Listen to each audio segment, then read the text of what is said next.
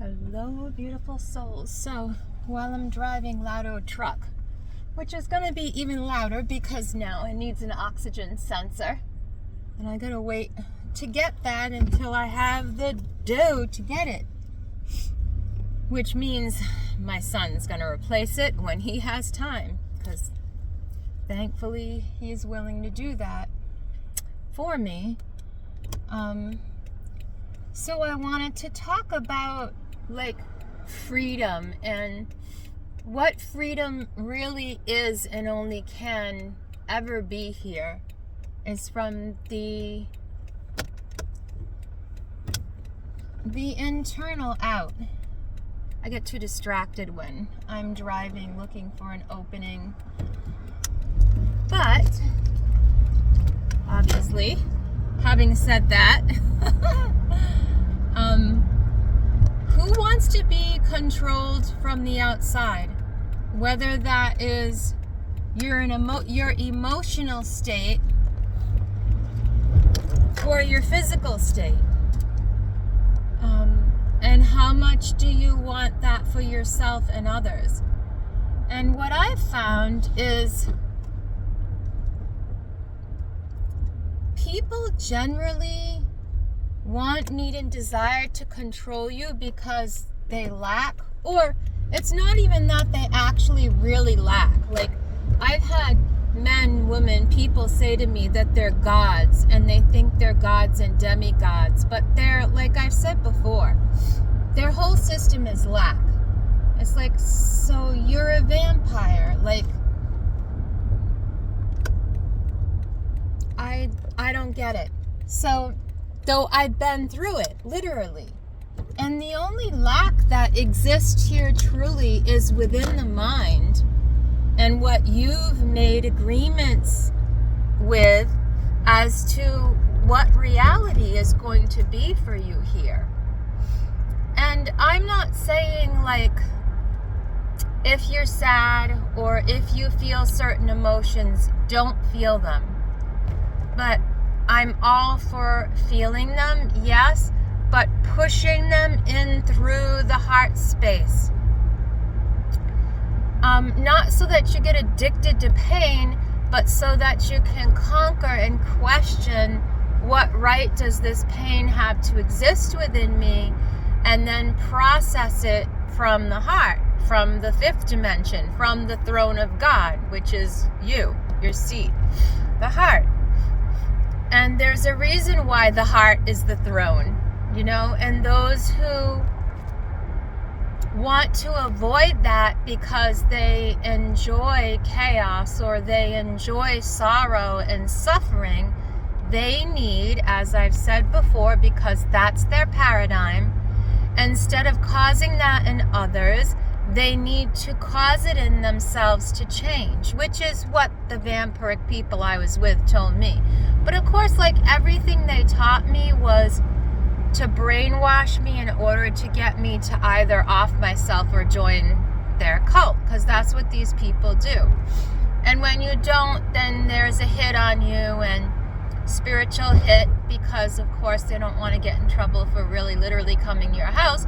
Though, you know, I have had that happen, because what happens is when there's a hit put on you in the astral realm, these things that choose to hive mind and choose to give up their own mind, though they are always talking about freedom in the man and how the world can change, they see it, they see over everything, but they don't want it to change. They want to be the gatekeepers, the prison guards, the agigi. They want to be the reptilian-brained things. Now, real angels are born with the abilities, the Elohim, offspring of Nephilim, which would have been offspring of giants, which would have been offspring of angels and women, in my book and in other books.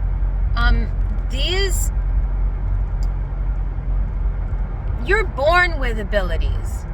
You don't have to enhance them vampirically. And some people believe that you have to. They're like, well, this type of angel's fallen and this has no choice. Well, if you're here, you're fallen. And I heard someone talk the other day about how and why, there's no woman in heaven, or there's no, in the angelic realm, they stupidly didn't, it's a realm. So that, that no feminine entity exists. So woman is the fallen entity. Well, I disagree with that totally, because the woman is representative in a male or a female body, the soul. And as the soul ignites and the person changes, they become neither. So it isn't about what your body holds, like these New Age, Nephilim-driven Elohim think. Oh, I just know everything because you just get involved in black magic, or because I just off so many people for the Masons, whether that's in war or that's whatever, in the physical astral. You change, and your body changes. It's why when saints weren't allowed within the Catholic Church, anyone with any ability, once the witch hunt started, that would have been when the age of enlightenment died out, and we have this little low vibrational season before we go into full-blown enlightenment for everyone across the board that wants to stay and participate in that as the light. They're going to have to change and be the light, which means they can't be vampiric. Now, the vampiric people think that if they take enough light, they can confuse and manipulate the light, because in their book, Masonic and otherwise, Gnostic and stuff, they believe that God is a demiurge that has these demonic archons. So, like, to them, there is no true love, light, and balance. It's just everything's fallen and everything's evil here. And I would get that, why angels would teach that, or angelic beings, because they fell. If they were here taking care of us and we fell, as in humankind, male, female, Adam and Eve, fallen nature, then everything here fell. So I'm not like blaming in a storyline if you flow with that storyline. So in the storyline of creation with the Greek gods and goddesses, Roman, ancient, the stories of Typhon and the fish fighting, which are in our own topography of the earth, as Ovid says, and people have proven now with being able to see things through Google way out into space. And see what the topography of the world looked like. Now, Ovid said that it was covered with fallen giants. The bodies of giants, these giant beings, is what made the earth. And in both stories in the Bible and Scripture, and in the epics, the Greek epics, the woman was created by the male hovering over the water, the feminine. But everything is the light. Even the non-light here is the light. And the water is a type of light. Now, it just vibrates differently.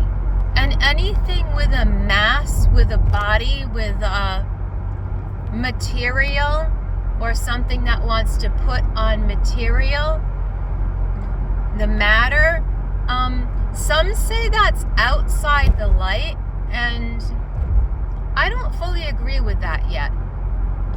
Because what I've seen from, if you look at a seed inside, like when the sperm, the light comes in, which is representative of sperm, representative of light, the male part, the fire, it comes into the womb, the vessel, the water of the womb, the creation of the womb, it takes the two, male and female, to make the next thing, which is the new man. Whether you're speaking physically, spiritually, or historically, the way that everything was created was the way we still create, because we're made in the image of God. We're just the micro of the macro. So in the story of the light coming in as a word, as a vibration, and moving across the face of the waters, is also spiritually the same story as the Egyptians have about Atum, and their whole story, which I'm not going to get into all the names now, I'm going to confuse myself. But I've studied them for many years. So it's not about the studying, definitely not. It's about the realization of the story that emanates everything, because the light emanates everything here. And the light causes us to be able to see matter and density. And so things are thought forms, everything here is density. And it's about oneself, the soul, being separate from the light, which some people call God. I call the male, female, and unity the living soul. Outside of that, it's a dead God. It's an uncreative God. So whichever you think the story is, we're all of us in some way going through the evolution of gods and angels, whether or not we acknowledge we are part of that. We are, because we live here and we're existing as spirit and light form. And God is light form that hovers over the soul until the soul is awakening and it begins to birth and create. And that's the story of every soul, of every being that creates here within the light. And we try to separate creation and the woman, excuse my face right in the camera, we try to separate that in the story. But real creation, okay, takes within the self the realization and the joining of, I came up out of the matter. I am that matter. Or I came up out of the light. I am that light. So in Egypt, you come up out of the matter, the darkness of the waters of the soul, and you realize light, inspired to be realized, that, oh, I'm that. I came forth from that. So God is not separate, which we try to separate male and female within ourselves and within everything. It's how we cause duality here, and we cause a fall, and we cause men thinking they're more light beings than women because that's their position on a polarity scale. Not because they came up out of the negative to be the positive. It's the only way to exist. And so there is no duality. There is no separation. There is no really male and female. And I don't want to get into all of the issues that people have with psychology around their sexuality. It's none of my business. But just know that I'm not talking about that. I'm talking about your wholeness as a spirit, because yeah, your body realizes it's me here being a female. I birth children. I can create.